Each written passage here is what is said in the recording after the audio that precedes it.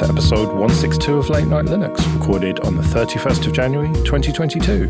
I'm Joe, and with me are Phelim. Spring is here. Graham. No, it's not. And Will. Yeah, it's freezing. What are you on about? 1st of February. Spring in Ireland. You really are an optimistic bunch, aren't you? We mark the start, not the middle like the rest of you. Fair enough. It's probably still going to snow and stuff. Oh, yeah. So before we get started, I just wanted to mention the early releases thing. So originally I'd said that people who were patrons at the $10 level per month or more could sometimes get early releases of episodes. It turns out that it's slightly more difficult than I thought to do that. And so I think it's easy to just say that anyone in the $5 or more per month tier can get the early releases. It's not going to be every episode early. It's just that sometimes I edit them before they're scheduled to go out, and then I queue them up for publishing. And instead of queuing them on Patreon, I may as well just press publish. So as I said, it's not going to be every time, but that is a new perk of it. So latenightlinux.com/support if you want to get a link to the Patreon. And you also get the advert-free RSS feed as well. And I'd better mention Linux Downtime. It's a completely brand new show. I have no idea why it started at episode 39, but there you go. No, it's because it's Late Night Linux Extra. I've renamed it to Linux Downtime. So if you see that in the all episodes feed or on Spotify or YouTube, that's what it is. It's just Late Night Linux Extra. But it's definitely new if you've never listened to it before. But if you have listened to it loads, then it's just exactly what it was. So hopefully that explains it for people who are confused. There's enough bad news going around at the moment, so let's start with some extremely good news, and that is that you will soon be able to actually buy a Steam Deck. Now, there's not much to say apart from that, but on the 25th of February, you'll be able to order it, you'll actually pay for it, and then a few days later, you should have one, if you were sufficiently far forward in the queue, that is. Yes, it doesn't sound like many people will be able to do that. I certainly seem to be still pushed back months and months and months, although there's no date given when I try and log in to see what the current status is. So whatever the first 25% was, those lucky people will be able to pay for it and hopefully get their devices soon after. I saw also today that some people are getting review units, so it must be very close. They must be finished with the hardware revisions and happy enough with the software. This is very exciting. I genuinely didn't think this day would come. I worried that it might not, but thought that it probably would. But I thought that it'd keep getting pushed back a few more times. Yeah, I mean, I think I've said this before, but over the last 2.5 years, I've backed quite a few crowdfunding campaigns now, and I don't think any of them have yet delivered because of various chip shortages, from little pressure sensors on bikes to a synth. So, yeah, I wouldn't have been surprised that it'd been a whole year late. It's quite surprising that they have actually managed to ship these, given the chip shortages that all of the CPU manufacturers seem to have everywhere. Even Raspberry Pi, who manufacture stuff in the UK, have all suffered with shortages on all fronts. So to see things that need tiny little switches and touchpads and screens and batteries and who knows what else, to see it all come together at the moment is quite extraordinary. Yeah, well, look forward to hearing about them, and hopefully you can get yours soon enough, Graham, and you can talk about it on air. But it might be Christmas next year by the time you get yours. We'll have to see. Yeah, good chance to get a guest on with one of the units, maybe. Maybe, yes. All right, something not strictly Linux related, G Suite Legacy.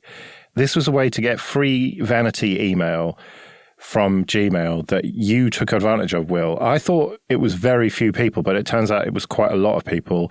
And, well, it's not going to be free anymore from July. I think everybody that I know who had their own domain, maybe 10 years ago, 11 years ago, signed up for Google Apps for Domains, as it was called at that time, because you could then redirect your mail to what was effectively Gmail for free. And I'm reasonably sure that they marketed it as being free forever.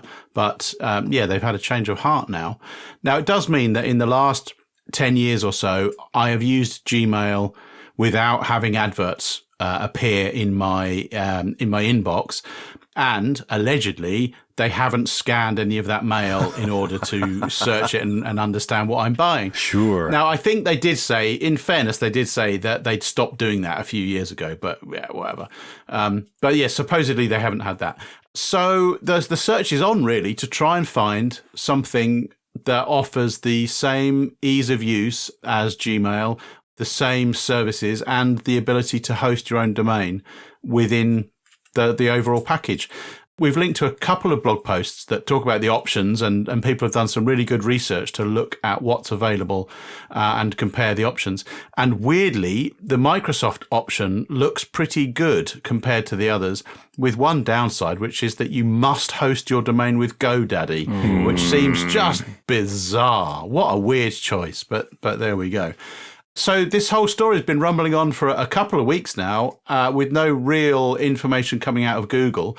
Ron Amadeo put an article out and announced on Twitter that Google had sort of snuck in a link to a Google survey that said, oh, are you using it for your friends and family? Maybe you'd be interested in this secret thing that we haven't talked about yet. Fill in your details here and we'll get back to you.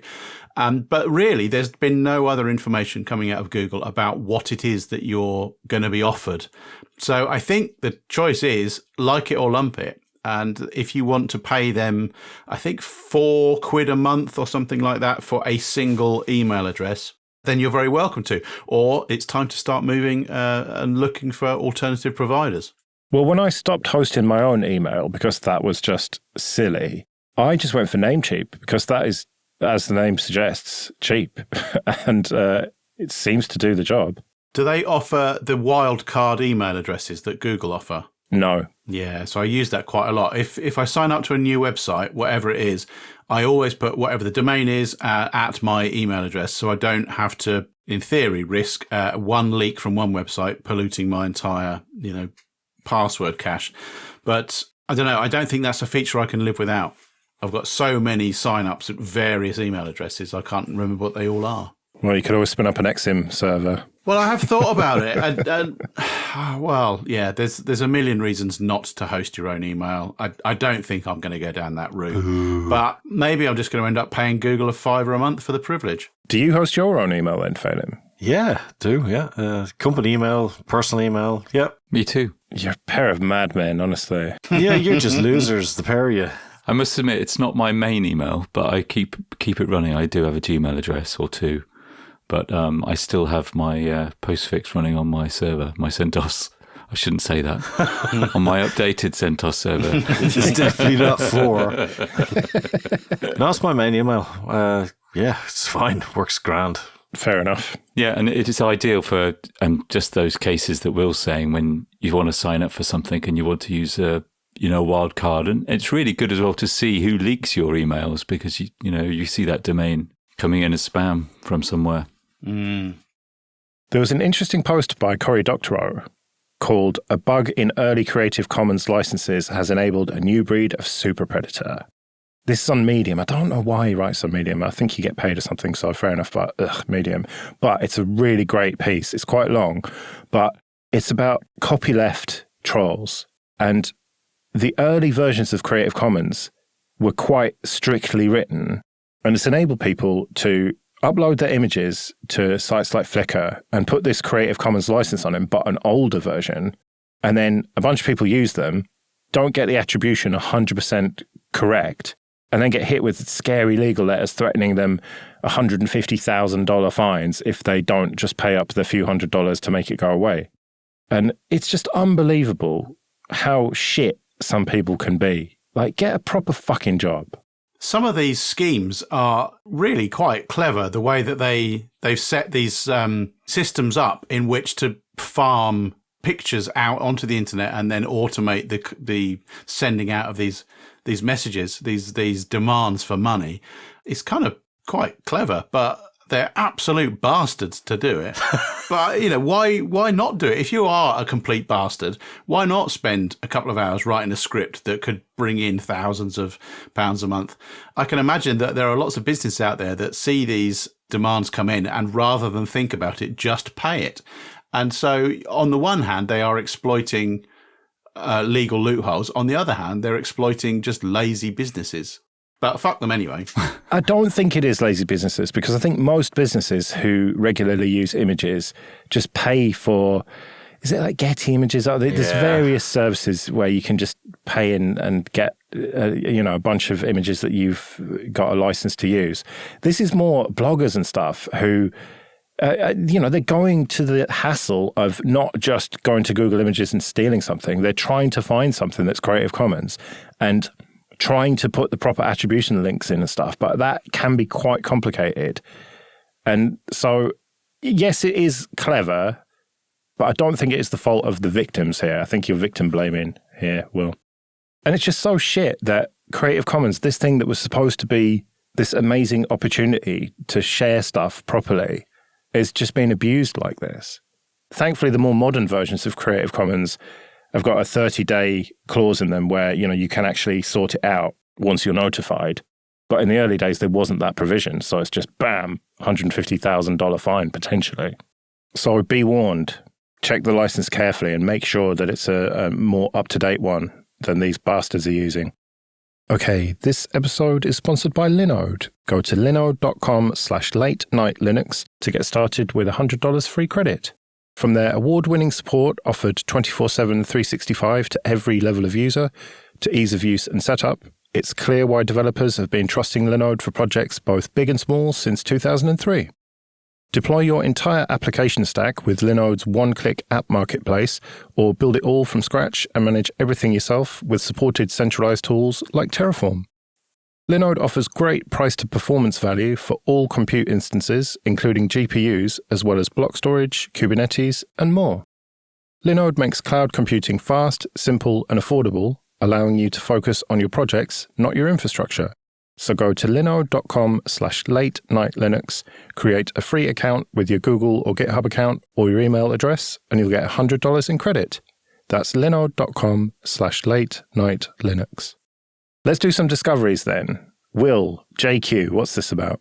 Yeah, so not really a discovery because I've been using it for a long time, but I thought it was so important to me this week that I should spread the word just in case people haven't heard of it.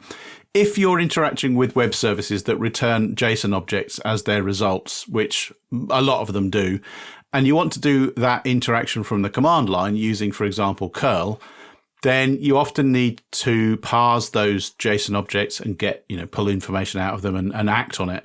And so rather than write, for example, a Python script to do that, you can use JQ, and you can pipe JSON objects through JQ, and then using the sort of similar to CSS selectors in JavaScript and CSS, you can pull the data out using a sort of dot notation to walk the tree to find the thing that you want and have JQ just spit those results out either as just individual values, or it can reprocess and rewrite the JSON.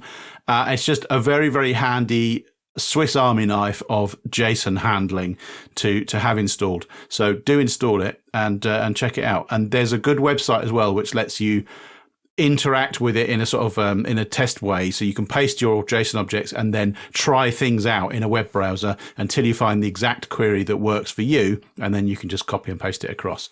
So well worth checking out. Yeah, I've used it quite a bit. It's like, it isn't actually that difficult to use, especially when you have to kind of struggle with using some kind of REST API online to get some details, which is hard enough, but you can kind of construct a curl to get it. And then you just want to make sense of what you actually get so that you can do something else with it on the command line. And it's perfect for that kind of thing. And a lot easier than trying to fight with regular expressions. Yeah. Or what I would do is like grep with lots of greps. All right, well, I discovered that the hardware enablement kernel on Ubuntu is not always a good thing. So I went round to my parents to do a bit of maintenance of their machines. I'll get back to my dad's machine in a bit. But my mum's running Ubuntu 2004, obviously. Now, I went to do some updates, and obviously she just hadn't done any for ages. She said it hadn't popped up, so I don't know what was going on there. So I did a load of updates, rebooted. It all seemed to be fine, and then moved on to my dad's machine. But then the next day, my sound isn't working, she says. It works with the Bluetooth speaker, but the internal sound doesn't work.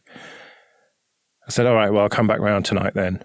And so I did, and sure enough, the sound card had just disappeared. I thought, let me reboot. No.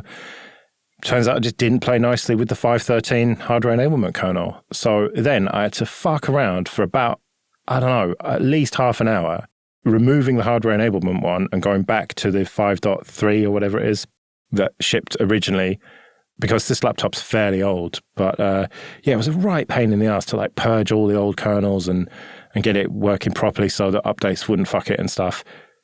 So yeah, thanks Canonical for your hardware enablement kernel. It caused me a right ball ache. They were just trying to inspire you to give your mum a decent machine. This is a decent machine. I think it's like a 7th gen i5, which is overkill, quite frankly, for what she needs. But it just didn't play nicely with that hardware enablement kernel. But Phelim, you have been installing Windows 10 for some reason. Yeah, it was for a relations PC, and they gave me a just ancient thing. I don't even know what it was. It was a 32-bit Celeron type thing. I just was like, no, I've got an old machine, the attic I can give you, which had Windows 7, which I installed afresh on a new drive for them. Got an SSD and everything. Then did the upgrade to Windows 10, and then it refused to update after that because God only knows. I cleared caches, everything. It continued to break, so I ended up reinstalling it about 3 times and eventually got it working again. But can I just point out how awful Windows is? And I don't know why anybody wants us to be moving anyway remotely close to this type of setup with their app stores and various immutable file systems and what way they do their patches and all that. Our system works perfect. It's terrible. Can I just say that you did it wrong there? If you had a Windows 7 license, you should have just gone for a Windows 10 install in the first place and it would have just recognised it. Yes, well, I didn't know that. And yes, that would have been very valuable information on the several occasions I already did it. So yeah, it's crap though. Yeah. Well, I had Windows 10 trouble as well. I mentioned my dad's machine. So I sorted him out a new Dell that was actually quite cheap off eBay. This was I think a 6th gen i5. And that came with Windows 10 Pro and Office pre-installed, so that was all good. Didn't have to piss about with that. It was relatively up to date. Installed all the stuff that I needed, including Thunderbird and his printer/scanner software. He's got one of those all-in-one brother devices. And he doesn't understand what a file system is. I tried to explain it to him years ago, and he just wasn't having it. How do I scan? Well, okay, so you have to understand what a file is. How do I scan? Okay, well, you have to understand what a file is. And then we ended up properly rowing. So I was like, right, okay. Thankfully, his software on the old Windows 7 machine, you could just open the scanning software, press email, and then it would scan the document, open up a Compose window in Thunderbird with it attached already, and then you would just put in the email address, done. Unfortunately, 64-bit Thunderbird in Windows 10 did not want to play nicely with this brother scanning software. So my only option, after talking to Chris from Linux After Dark for about an hour about this, was to get the 32-bit version of Thunderbird, and then it worked perfectly. So well done, Thunderbird, for still having a 32-bit Windows version. You really saved my bacon there. Any indication about why that worked? No, but I think it might be a case of some sort of API that just didn't work. Like the 32-bit scanning software was scanning the document and then trying to look for a 32-bit Thunderbird binary that wasn't there, and you had that spinning wheel thing in Windows, and then it just died. There must be some sort of equivalent of symlinking or something in Windows, but I just don't know enough about it, and maybe that could have worked, but the 32-bit version seemed to do the trick. Phelim, you also reinstalled your phone. You talked to us a little bit about that last time we did Discoveries. Yeah, and I know everybody's waiting with bated breath to find out how my phone did, and it's a very, very important thing in people's lives, but no, I actually did reinstall it, and I thought it was going to be a right nightmare. My God, it was so easy. I don't know whether there's changes that have happened since I last installed it, I don't know, but I literally put a new version of Twerp on it, and then I fired on the firmware bundle, and then the OS bundle, and it just went on, and that was it. Job done. So I'm not entirely keen on Lineage 18's notifications, but hey, it's got patches. My Bluetooth is no longer vulnerable, and I could buy one of those wee Bluetooth dongle things that you can stick normal headphones into. So now I won't be smashing my phone off the ground in a rage. So happy days. Yeah, or opening it up and completely breaking it again. Yeah. All right, Graham, it's synth time. Tell us about Vital Synth. So this is why we have this whole Finds of the Fortnight, isn't it? So that I can find a synth and talk about it. Yeah. But this, I mean, there aren't many real open source synths that I'd highly recommend. But this one called Vital is really one of the best synths I've ever come across. And the fact that it's open source is pretty remarkable. It's by a guy called Matt Title, who also did Helm, which was a really great synth. But this Vital, it's a kind of, it's called a wavetable synth. And I'm going to try not go on about synth geeky stuff. I promise it's not going to last too long. But a wavetable synth, basically, so I've got it running, so I can make the sound. This is a really simple, basic sound. If you can hear it, do you hear that? Yeah. Right. So that is the sound from an oscillator, just one oscillator. But with a wavetable, you can take this one oscillator, and you can kind of scroll through it as if it was a 2-dimensional grid. So I'll scroll through it. And so you can have 4 of those running at the same time and build really complicated sounds. There's a famous wavetable synth that's used in all kinds of pop music called Serum. And Vital is very, very similar to that. But it's just crammed full of, it sounds amazing, crammed full of features. One of my favorites, for example, is that something that I've gone on about before. It does MPE, which is like the latest MIDI standard for expression control. So with an old synth, you could do pitch bend like this. And that would happen across all the notes that you were playing, with the pitch bend wheel at the end of the keyboard. But with MPE, you can do pitch bend on individual notes, like on a guitar, for example. So that allows you to do all kinds of play it much more expressively. The other great thing is that it's easy to use. The GUI is this beautifully OpenGL accelerated thing that does actually make everything really clear.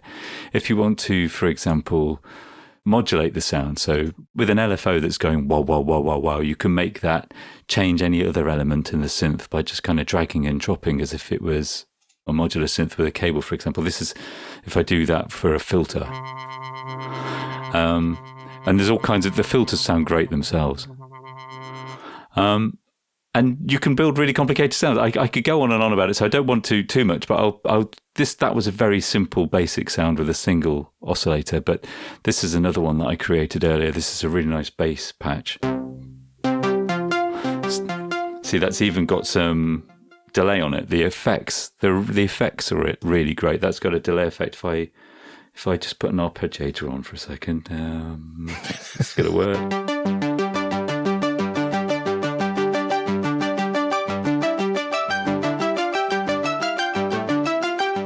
I think it sounds great, but it does some really weird stuff. This is quite cool. You're listening to Late Night Synths. Oh yeah, space station sounds.